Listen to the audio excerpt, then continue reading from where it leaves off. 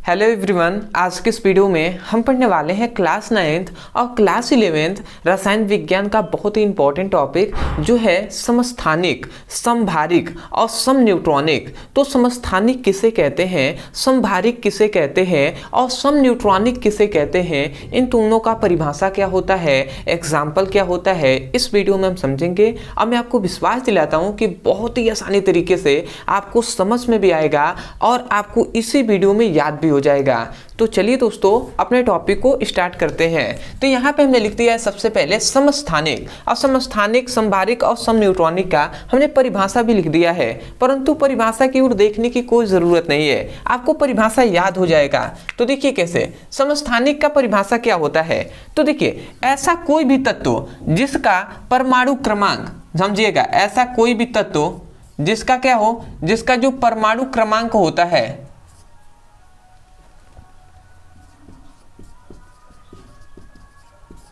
परमाणु क्रमांक क्या हो, समान हो, परंतु जो परमाणु भार होता है वो क्या हो, अलग अलग हो। ठीक है, हमने क्या कहा, ऐसा कोई भी तत्व जिसका परमाणु क्रमांक सामान्य हो परंतु परमाणु भार अलग अलग हो, तो उस तत्व को हम क्या कहेंगे, समस्थानिक कहेंगे। तो आशा करते हैं आप समझ रहे होंगे। जैसे एग्जाम्पल से आपको समझाऊंगा तो और भी बेहतर तरीके से आपको समझ में आएगा। तो जैसे एग्जाम्पल हम दें तो जैसे क्या है, 1H1, फिर से 1H2, फिर से 1H3। यहाँ पे यदि आप देखते हैं तो ये हमने तीन एग्जाम्पल दिया है, 1H1, 1H2, 1H3। अब हाइड्रोजन का यहाँ पे देखेंगे तो नीचे को हम जानते हैं परमाणु क्रमांक कहते हैं और ऊपर वाले को परमाणु भार कहते हैं या परमाणु द्रव्यमान कहते हैं। तो हमने यही कहा कि ऐसा तत्व जिनका परमाणु क्रमांक सामान्य हो परंतु परमाणु भार अलग अलग हो। देखिए, ऊपर परमाणु भार 1 है, किसी में 2 है, किसी में 3 है, तो परमाणु क्रमांक क्या क्या है, सामान्य है, परंतु परमाणु भार जो क्या है, अलग अलग हो, तो उस तत्व को हम क्या कहेंगे, समस्थानिक कहेंगे। तो आपको डेफिनेशन आप क्या कहेंगे कि वे तत्व जिनका परमाणु क्रमांक सामान्य हो परंतु परमाणु भार अलग अलग हो, तो उस तत्व को हम समस्थानिक कहते हैं। तो आशा करते हैं आप समझ गए होंगे और यही बात हमने यहाँ पर डेफिनेशन में भी लिखा हुआ है। यदि आप ध्यान से देखें तो हमने यही लिखा है कि वे तत्व जिनका परमाणु क्रमांक सामान्य हो परंतु परमाणु भार अलग अलग हो, तो उस तत्व को, उसे हम क्या कहेंगे, समस्थानिक कहेंगे। तो आशा करते हैं आप समझ गए होंगे। यदि आप इसका दूसरा एग्जाम्पल लिखना चाहें तो जो क्लोरीन होता है, क्लोरीन 1735 लिख सकते हैं और क्लोरीन 1737 लिख सकते हैं। ये आपका दूसरा एग्जाम्पल हो गया। ठीक है, अगर आप तीसरा भी एग्जाम्पल देना चाहें तो कार्बन 612 और कार्बन 614 ये दे सकते हैं। तो यहाँ पे हमने तीन एग्जाम्पल दिया है, एक ये, एक ये, एक ये। इन तीनों में देखेंगे तो नीचे वाला देखिए 17 है, फिर से 6 है, मतलब परमाणु क्रमांक सामान्य है परंतु परमाणु भार क्या है, अलग अलग है। ठीक है, इसको याद रखेंगे। इसे हम कहते हैं, हाइड्रोजन के तीन समस्थानिक होते हैं, जो पहला है 1H1, 1H2 और 1H3। पहले वाले को प्रोटियम कहते हैं, दूसरे को हम ड्यूट्रियम कहते हैं और तीसरे को ट्रिटियम कहते हैं। तो इसका नाम को याद रखेंगे कि प्रोटियम, ड्यूट्रियम और ट्रिटियम। ठीक है, जो कि आपके कॉम्पिटिटिव एग्जाम के लिए भी वेरी इंपॉर्टेंट है। ठीक है, तो अब आता है दूसरा जो है समभारिक। ठीक है, तो समभारिक किसे कहते हैं, तो जस्ट इसके अपोजिट होता है। जैसे इसको मैं एग्जाम्पल से ही समझाऊं, मैं यहां पे बता रहा हूं एग्जाम्पल। जैसे एग्जाम्पल है आर्गान 1840, जो पोटेशियम है 1940, और तीसरा दे दूं कैल्शियम 2040। ये हमने देखिए तीन एग्जाम्पल दिए हैं, आर्गान का, पोटेशियम का और कैल्शियम का। यदि आप ध्यान से इसमें देखें तो इसमें परमाणु क्रमांक नीचे वाला है और ऊपर वाला परमाणु भार है। तो परमाणु क्रमांक देखेंगे तो अलग अलग है कि नहीं, इसका 18, इसका 19, इसका 20, परंतु परमाणु भार देखेंगे तो इसका सामान्य है, 40 ही है, इसका भी 40 है, इसका भी 40। इसका मतलब क्या हुआ कि वे तत्व जिनका परमाणु क्रमांक अलग अलग हो परंतु परमाणु भार सामान्य हो, तो उसे हम क्या कहते हैं, समभारिक कहते हैं। समझ में आ गया। या आप इसे ऐसे भी कह सकते हैं कि वे तत्व जिनका परमाणु भार सामान्य हो परंतु परमाणु क्रमांक अलग अलग हो तो उसे हम समभारिक कहते हैं।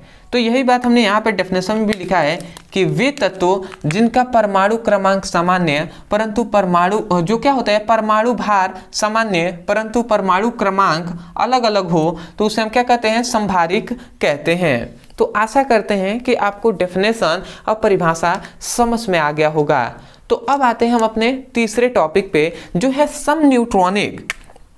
यहाँ पे देखेंगे सम न्यूट्रॉनिक, यह नाम से ही स्पष्ट है, सम ऑफिशियल न्यूट्रॉनिक मतलब जिसमें न्यूट्रॉनों की संख्या सामान्य हो। सम मतलब सामान्य और न्यूट्रॉनिक का मतलब आप ऐसे अर्थ निकालेंगे तो न्यूट्रॉन, तो जिसमें वे तत्व जिसमें न्यूट्रॉनों की संख्या सामान्य होती है उसे हम सम न्यूट्रॉनिक कहते हैं। समझ में आ गया ना। मतलब यदि हम इसको एग्जाम्पल से समझाएं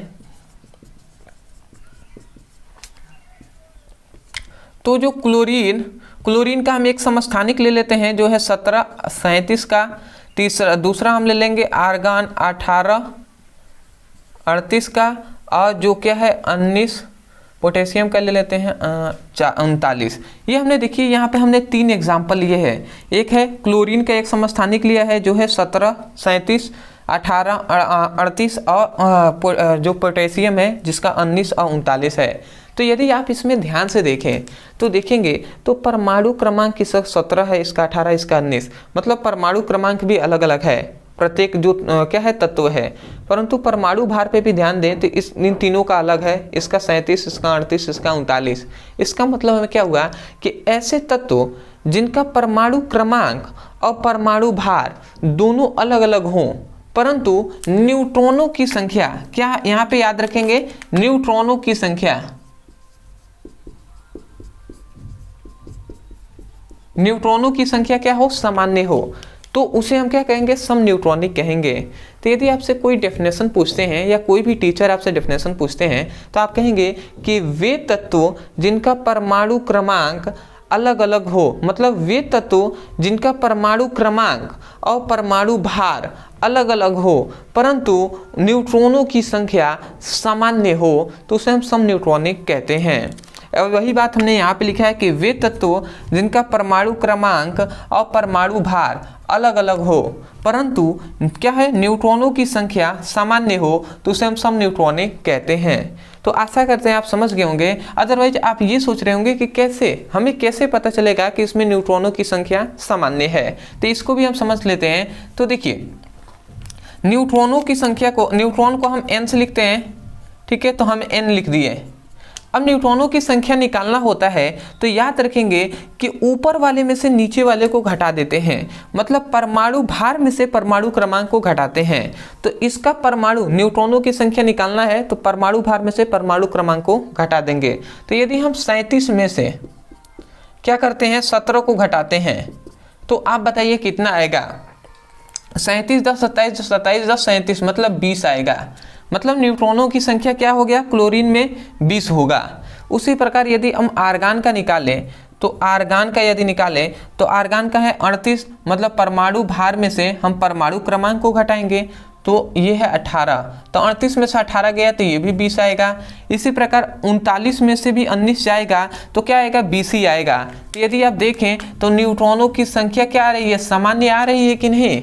तो आशा करते हैं आप समझ गए होंगे कि इनका परमाणु क्रमांक और परमाणु भार अलग अलग होंगे परंतु प्रत्येक जो क्या है तत्व है इनमें न्यूट्रॉनों की संख्या सामान्य होगी, तो उन सभी को हम सम न्यूट्रॉनिक कहेंगे। तो आशा करते हैं आप समझ गए होंगे। अदरवाइज मैं यही कहूँगा यदि आपको समझ में आया है तब जाकर आप चैनल से जुड़ जाइएगा, चैनल को जरूर सब्सक्राइब कीजिएगा और हमें कमेंट सेक्शन में जरूर बताइएगा कि आपको वीडियो कैसा लगा। अदरवाइज बहुत से ऐसे स्टूडेंट हैं जो चाहते हैं कि क्लास 9th का फिजिक्स और केमिस्ट्री का, बायोलॉजी का चैप्टर वाइज सीक्वेंस में हमें एक एक करके वीडियो मिले और वहां से मैं अपने पूरे सिलेबस को पढ़ सकूं। तो हमारा मेन चैनल है जो है ब्रदर सर, तो उस पर आपको न्यू बैच स्टार्ट हो गया है तो आप वहां से जाकर उसकी पढ़ाई कर सकते हैं, या इसी वीडियो के हम डिस्क्रिप्शन बॉक्स में आपको लिंक दे देंगे फिजिक्स केमिस्ट्री और बायोलॉजी का, तो उस लिंक पे क्लिक करेंगे तो आपको सभी वीडियो मिल जाएंगे, तो वहां से भी उसकी पढ़ाई कर सकते हैं। तो आशा करते हैं आप समझ गए होंगे। तो चलिए दोस्तों आज के लिए इतना ही, मिलते हैं एक नए टॉपिक के साथ, तब तक के लिए धन्यवाद। जय हिंद, जय भारत।